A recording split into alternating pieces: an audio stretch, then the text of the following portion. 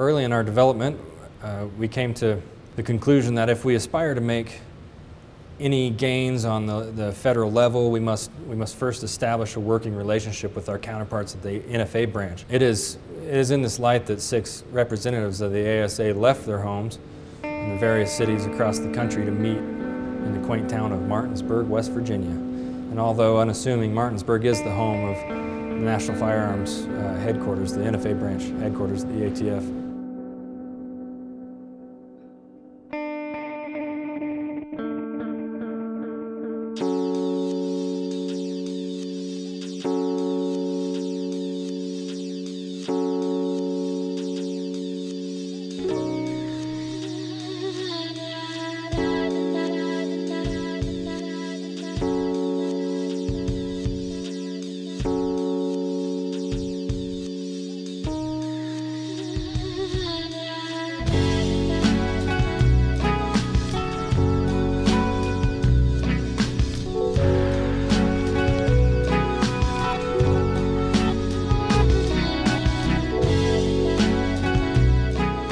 When we arrived at the facilities, we met with Ed Saavedra, the chief of the NFA branch, and Stephen Albro, the deputy chief of Firearms and Explosive Services Division.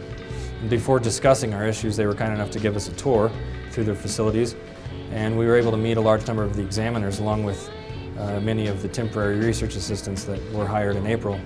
We saw firsthand stacks upon stacks of boxes filled with unprocessed forms, and listened to examiners express their disillusionment with the futility of the current system.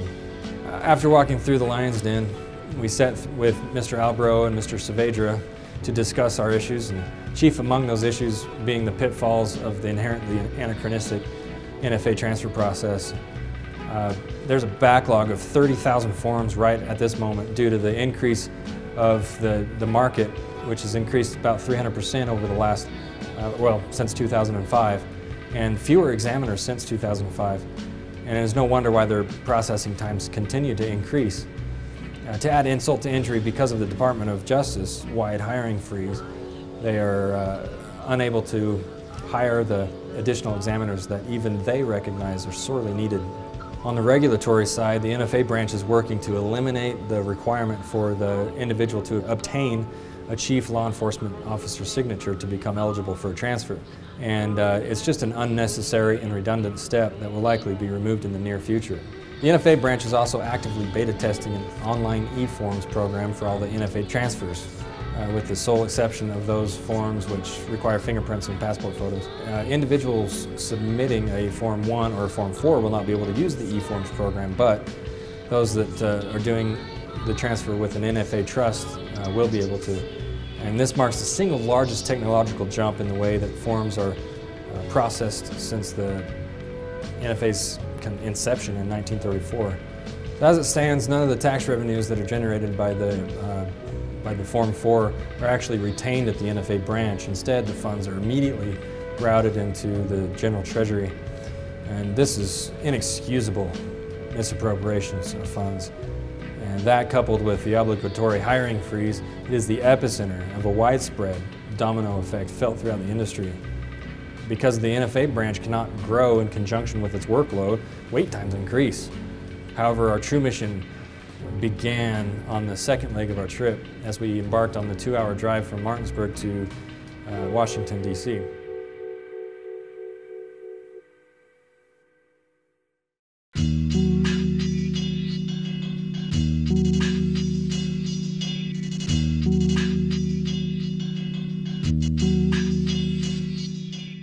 We began our day in the district at the Capitol Hill offices of the NRA's Institute for Legislative Action to discuss our upcoming congressional meetings. And until recently, the NRA's stance on suppressors or suppressor rights left much to be desired. However, over the past few years, they have quietly shifted their position to become one of actually the largest proponents of our cause. And since our foundation, the NRA has been a staunch supporter of the ASA, providing much needed guidance and support along the way. And their newfound support illustrates the overall paradigm shift that is occurring organically within the firearms community.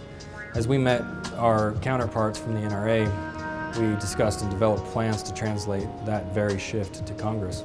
Following our discussions, we made a short walk to the Rayburn House office building to commence a full day of meetings. And although we have been asked to refrain from identifying the names of the folks that we met with, we can say that we met with one senator and 3 congressmen, 2 of whom were kind enough to sit down with us face to face. Given our lack of name recognition due to the recent establishment, we used the meetings to introduce our association in the efforts to build lines of communications for our future legislative actions. And we educated the various staffers and legislators on the basic suppressor technology and history and regulations, and we informed them of our industry's dramatic and continuous increase in size and the untenable burden that the current ATF procedures are placing on our manufacturers and our dealers and consumers. After outlining our arguments and discussing the issues, we left every meeting confident that we've made some new allies in our cause to reform the suppressor processing and regulations. As our trip came to an end, we slowly returned to our homes across the country, having taken one step forward on the path that is suppressor reform. We will work off the momentum that we created in Martinsburg and DC to continue to advance our cause through education and legislation and regulatory reforms. And tangible results will take time, but the hourglass has been turned. In many ways, our work has just begun. Nonetheless, we will work tirelessly until we find success.